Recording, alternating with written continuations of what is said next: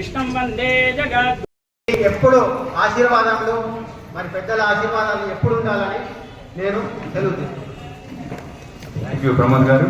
అదే నేడు software engineer అయినా, ఎంత పెద్ద అధికారిని జిల్లా కలెక్టర్ గారైనా, ఎవరైనా కానివ్వండి, ఒకవేళ వాళ్ళు మహిళా మాతృమూర్తి అయితే తప్పకుండా ఈరోజు ఈ వ్రతాలను ఆచరిస్తూ మన సంస్కృతి సంప్రదాయాలను కాపాడుతున్నారు. అంతటి గొప్ప దినం ఈరోజు. ఈ సందర్భంగా మన కోరుకుంటూ ఈ అవకాశం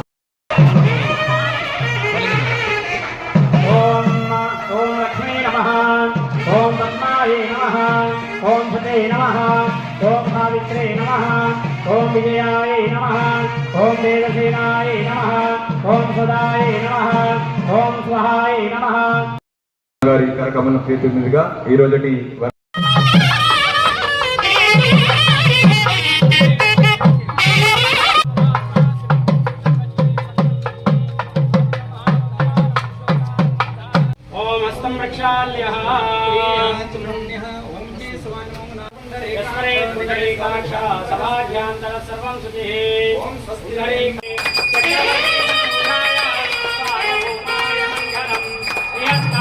భవతి కళ్యాణం ఆరోగ్యం ధన సంపద శత్రుబుద్ధి వినాశ.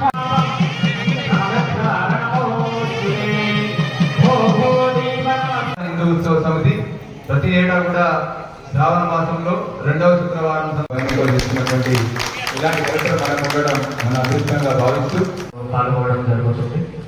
సో ముఖ్యంగా సనాతన హిందూ వారు కూడా మీలాగానే తయారవుతారు. వాళ్ళ పేరెంట్స్ కి ఏ విధంగా చూస్తారు అట్లనే తయారై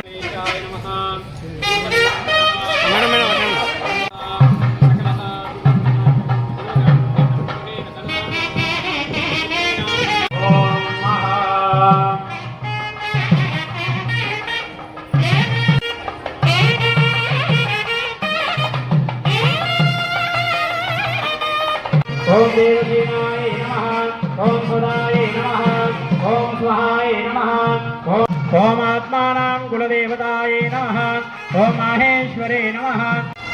ఉన్నత స్థితికి చేరుకోవాలని ప్రజలకు మరింత వరలక్ష్మి మహావ్రతం చాలా మంది మహిళలు ఒక మంచి వాతావరణంలో, ఒక పండుగ వాతావరణంలో ఈరోజు పాల్గొంటున్నారు. కాబట్టి వారందరికీ కూడా వరలక్ష్మి మహావ్రతం శుభాకాంక్షలు కూడా తెలియజేస్తున్నారు.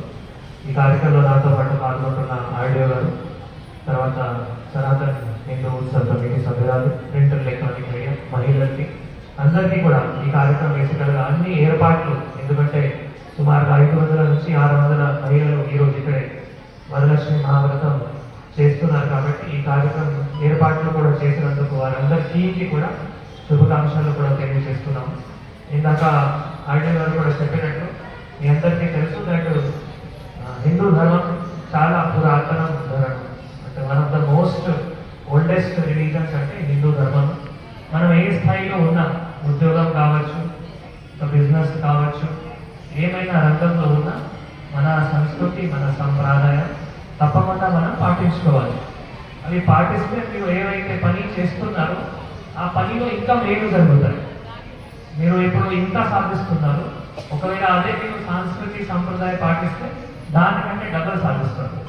సో అదే మనం తప్పకుండా ప్రతిరోజు మన డైలీ ఏవైతే రొటీన్ ఉన్నాయో, జీవిత చరిత్ర ఉన్నాయో, మన సంస్కృతి సంప్రదాయానికి తప్పకుండా దగ్గరే ఉండాలి. తర్వాత దీంతో పాటు ఇప్పుడు నెక్స్ట్ యూత్కి కూడా ఆ దిశానిర్దేశం కూడా ఇక్కడ పెద్దల బాధ్యత ఉంది, మహిళలు వారి బాధ్యత ఉంది. మీ పిల్లలు కానీ, మీ చుట్టాలు కానీ ఎవరైతే ఉన్నారో వాళ్ళకి కూడా దీని గురించి దయచేసి నేర్పించుకోవాలి. ఎందుకంటే ఇప్పుడు ఏమైతే అంటే యూత్ కొంత ఈ సాంస్కృతిక సంప్రదాయం నుంచి దూరం అయిపోతారు. ఎక్కువగా మొబైల్ కానీ, వాట్సాప్ కానీ వీటన్నిటికీ దుష్ప్రభావం ఎక్కువ అయిపోతాయి. సో వాటన్నిటి నుంచి మనం దూరంగా ఉండాలి అంటే ఒక డిసిప్లిన్ లైఫ్ లేదు. మనం ప్రతిరోజు డిసిప్లిన్ లైఫ్ మన జీవితంలో ఉండాలి. డిసిప్లిన్ లైఫ్ ఉండాలి అంటే మన సాంప్రదాయం, మన సంస్కృతిని మన అందరికీ ఒక గొప్ప, మన చేతిలో ఒక శక్తి ఉంది.